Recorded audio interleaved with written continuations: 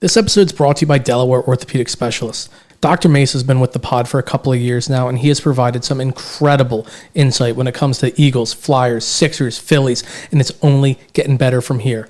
Obviously, we're hoping for a very healthy season and that we don't need to hear his injury updates as often as we're inevitably going to, but at least you know where to go to hear the best updates. And now you know where to go when you try to be a weekend warrior and end up being on the injury list yourself. Delaware Orthopedic Specialists, locations all throughout the first state. They are the only fellowship-trained surgery center here in the state of Delaware, so really, why would you trust anyone other than a specialist? You hear his expertise here on the pod. Now let his expertise at the table and all of the providers there work wonders on whatever injury or illness you have. Head on over to delortho.com or give him a call, 302-655-9494. Don't trust anyone other than a specialist. All right, Eagles fans, we're joined by Dr. Joseph Mesa from our friends over at Delaware Orthopedic Specialist. Nolan Smith heads to the IR with a tricep injury. Doc, am I correct in that he injured this tricep in the postseason in the Super Bowl last year? Yeah, I think it's the same side. That's what reports are saying. So I think it's the same injury. And I saw a report, I not confirmed, but it sounded like he may have heard it as early as week 1 in the Dallas game, according to reports. Yeah, so if that was the case, if he did hurt it in week 1, it's probably not a full tear because, then he might be out for the entire season. It might just be an irritation or inflammation. Yeah, I don't think it's a full tear, or they would have just said, okay, he's going to need surgery. One thing they said is that this is not going to require surgery, which tells me one of two things. Either it is severely inflamed, or he may have sustained a partial tear of the triceps, because both those things can be treated non-operatively. And I think the fact that they put him on the IR means that it's probably something that's going to take a little bit of time. If it was purely inflammation, I don't think they would have put him on the IR. I think they would have gone week to week and taken their chances. But I think it's significant enough that he's going to need rest. And I'm not saying that. And sometimes rest is all you need. I think it's just a question of, depending on how it looked, I'm sure they scanned it, got an MRI and saw what it looked like. And it was just enough that they were like, well, maybe we want to do it the right way and let him rest because we're going to need him in the season. And you're right. If this translates or becomes a full tear, he's out for the year. So they've already confirmed it's going to be a non-operative injury. Mm-hmm. And, we're leaning in the thought that it might be a partial tear just due to the fact that if it was inflammation, they may play it week by week. What can they do for it if they're not going to go in and do anything surgically? Is it strictly just rest? I mean, I would imagine it can't just heal on its own. Or there's a lot of stuff. The analogy would be baseball players who have a UCL tear or a partial tear. Oftentimes, at least at the major league level, they will get a PRP or a stem cell injection to help with the healing process. And I think if this is the case and it may be a partial tear, that may be where he's headed. And probably if they do that, there is a time where you don't want to continue with contact. So you have the injection and you have to rest. So maybe that's the plan, is we're going to try to get this to heal as fast as possible. The way to do that is to rest it and give him a little bit of help via stem cell injection. But because of that, it may take a little bit of time for him to be ready to withstand contact. Yeah. So we're looking at what they said, probably a week 9 return. Around the bye, yeah. Okay. Around that time. Do you feel as though that's a pretty appropriate timeline for, obviously he's getting the best medical treatment that anybody in America is going to be getting for something like this? Do you feel as though that's an appropriate timeline to say, hey, we're going to give you rest, we're going to give you these injection treatments, and it'll give us time to heal? And when he comes back, is it still at a significant risk of re-injury? I mean, because he had surgery in the offseason, and within the first 3 weeks, possibly the first week, he re-injured it to a point where he now needs to be on IR. So to me, it screams like, hey, this is going to be a re-injury risk for the next year or two. Well, I think that's why they're taking their time. And I do think if it was and we don't know, but if it's a partial tear / significant inflammation, doing the PRP injection, resting, I think 4 weeks is adequate in terms of return to sport. I mean, ultimately, you got to see the integrity of the tendon and see. I mean, is he at increased risk? Yeah, just by the fact that he had the surgery and then had a re-tear. And I think it is something where we got to kind of have to cross our fingers through this whole season. And hopefully, if he gets through the season and there's no major re-injury or recurrence, then I think by the time the following season, I can't believe we're already talking about that season, but that season he should be okay. Yeah. and then no So, major increased risk.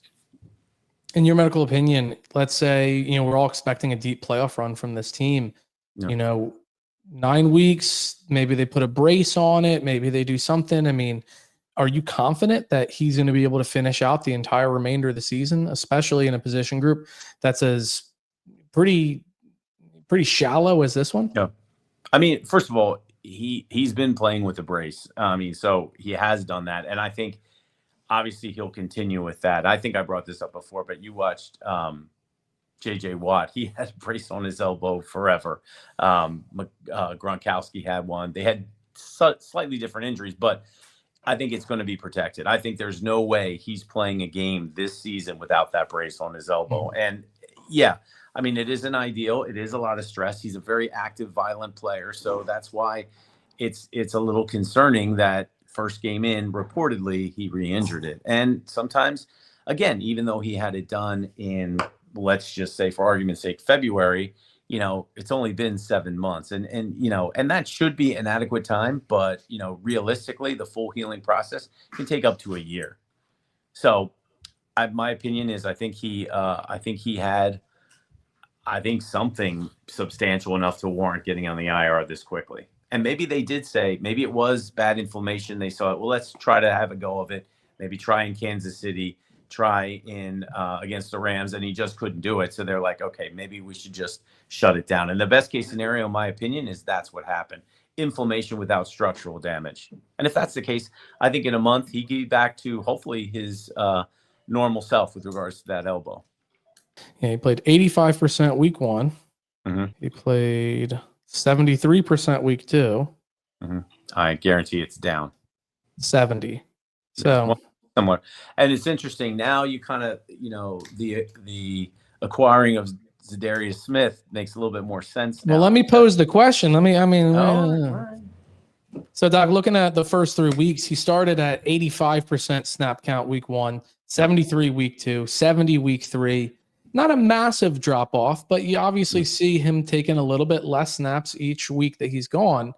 Does that indicate anything where they've kind of possibly been seeing this kind of issue throughout the first 3 weeks, or am I looking a little bit too deep into this? I don't think there's that much of a radical departure. I mean, obviously from week 1 to week 2, there was a drop off, but I don't see that. I mean, if I thought they were seriously concerned about it, I think his numbers would have gone way down. He would have been to like the Jordan Davis last year amount of snaps, down to like 30% and all that level. So I don't see that as necessarily alarming. And for that reason, I also feel like if that's the case and he still stayed in that 70% of the snap counts, it probably wasn't, well, I'm speculating, but it probably wasn't a tear, because I don't think they'd want him out there that long if there was a partial tear, because partial tears can become full tear. So I'm leaning, if I had to pick, I'd say this is probably just some bad inflammation and re-aggravation. So they're like, look, he's not improving. It's only if he keeps going out there, there's a chance he may get a more substantial injury. So they may just be like shutting him down as a preventative measure. And that's what I'm hopeful the case is. Yeah.